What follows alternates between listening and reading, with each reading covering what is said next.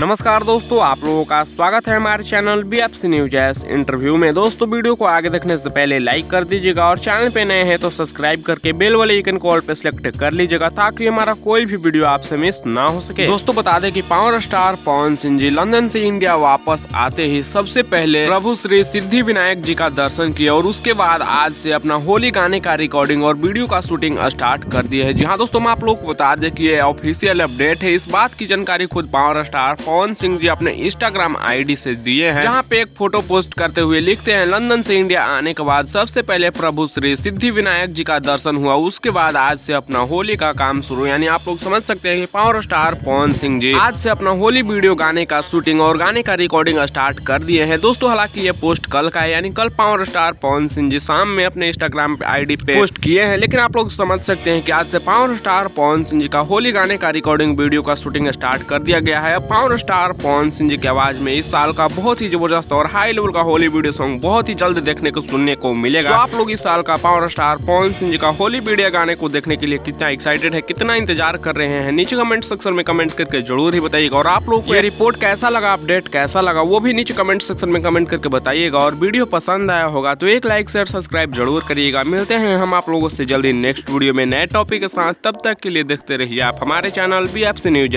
Interview. ऐसी और भोजपुरी के लेटेस्ट वीडियो के लिए आप हमारे चैनल को लाइक शेयर सब्सक्राइब जरूर ही करिएगा।